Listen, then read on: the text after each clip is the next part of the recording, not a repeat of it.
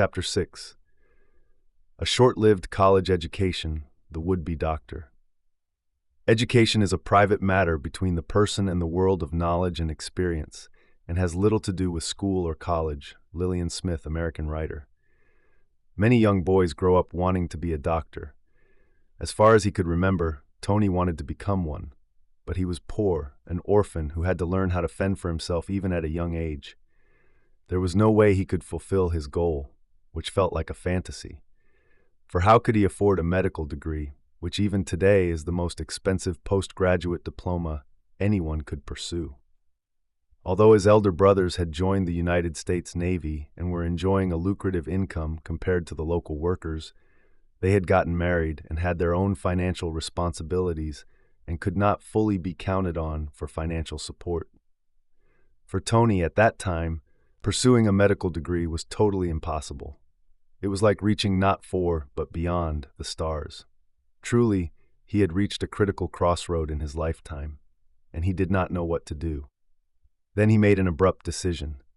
Without seeking the permission of his elders, he joined the Basnig fish trawler owned by his uncle Jeremias Apollinario and his family. He thought if he were to ask permission, he would be denied anyway, so he went nonetheless with his childhood friend and cousin, Abraham Apollinario, the son of his uncle Jeremias. At this stage in life, he was hungry for more challenges and wanted to experience what he thought would be an exciting adventure while figuring out what to do next. The Basnig boat had a capacity of 12 people, with a single engine in the middle and Chpt outrigger on the port and starboard to balance and prevent it from capsizing. Most fishing trawlers travel to their favorite fishing grounds, which are approximately 50 miles east of and parallel to Zambales province in the direction of Panatag Shoal, Bajo de Masinloc. After each night of fishing, they would pull in and dock at Barrio Calapacuan, about 10 miles north of Olongapo City, to sell their catch to the highest bidder. For days and nights, they would live and sleep in the boat. Tony gained a lot of knowledge from this trip, especially on how to handle crises encountered during the venture. Among them were leadership experiences from the boat captain, who showed him how to manage his crew and be a good fisherman. From that experience, he acquired self-confidence, good human relations skills, and total independence, traits that would help him succeed in his career later in life. Tony was so thankful for having experienced those magical events that played an important role in the pursuance of his dream. One night, a crewman caught in the net an apple floating on the sea. It must have been dropped overboard from a United States naval vessel operating in that region. It was not unusual to find something dropped from an American combatant ship, as it was close to the Subic naval base. He gave it to the boat captain, who very carefully divided it into 12 pieces and gave each crew a share. This little piece of apple incident became very important in Tony's life, for sharing things with others is one of God's teachings. It was the first time he remembered he had ever tasted the sweetness of an apple. It was delicious, a taste of equal sharing he could never forget for the rest of his life. It taught me how to share things and follow commands. Tony recalled. Years later, after I had retired from the Navy during the summer of 2016, and while I was with my family on an Asian cruise ship visiting Singapore, Malaysia, Vietnam, and Philippines on a vacation, I bought a dozen apples from the shore and threw them to the water while passing the Philippine seas, hoping they would bring the same joy and delight I experienced as a young man. Tony claims he is now living his second life. When he was a child during the summer of 1956, he was invited by a classmate and friend to ride a boat and swim next to a sunken Japanese tanker left by the Japanese Army during the Second World War on the ocean in front of their hometown in Orion, Bataan. While swimming in the choppy waters with his friends, Tony passed just inches away from the ship's motor razor blade. It was a miracle of God he went in a different direction. He could have died had he hit the sharp blade. He was convinced that God was looking after him. It was not meant for Tony to die after all. Unknown to Tony, his Auntie Isabel, Sister Ada, and other relatives were worried and searching for him. By asking other relatives, they figured out he must have joined his cousin Abraham Apollinario in the latter's family-owned Basnig. As they asked around, they found out he left to join the Basnig fleet and found his boat docked in Barrio Calapacuan, Subic Bay, along with Abraham Apolinario.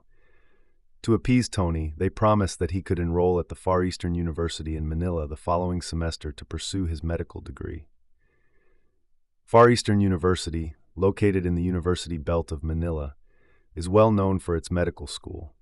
Its campus is bounded on the north by España Street, on the south by Ascaraga, later renamed Claro M. Recto after a nationalist senator, on the west by Quezon Blavid, and on the east by Moreta Street.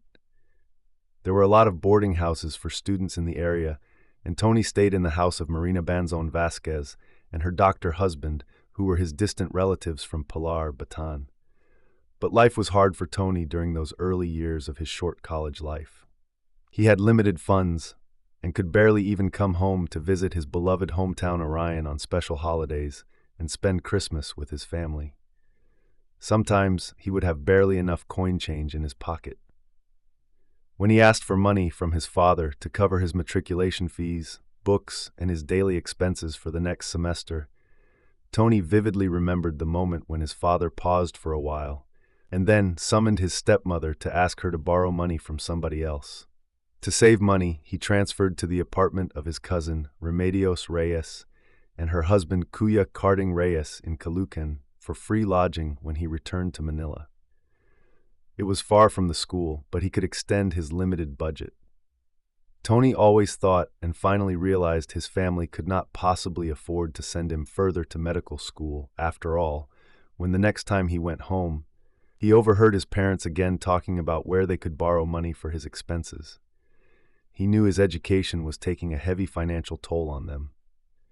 His father's desire for his youngest son Tony to become a doctor, perhaps to make up for his years of neglect of him, put him in denial. His father was too proud to admit he could not afford to cover the expenses of the course. Unbeknownst to his father and his family, Tony decided to take his chances by applying to join the United States Navy at the recruiting station at the U.S. Naval Station in Cavite City, just like his elder brothers and hometown friends before him. He thought he would be different, that for once somebody in their family would utilize his God-given gifts and talent to pursue a profession of his choice, which was medicine. But looking at the reality of their financial situation, it was clear that it was impossible for him to finish the course. He had to accept the fact that he was not meant to be a doctor. However, over the years, he proved to them he made the right choice for his Navy career, ultimately became the vehicle that made him rich and enabled him to help a lot of people through his philanthropic endeavors. All these feats could not be achieved even if he indeed became a doctor, for he had financially surpassed the rewards of the revered profession. Paradoxically, while fate denied him the fulfillment of a medical career, he somehow gained first-hand insight into a doctor's life by marrying one.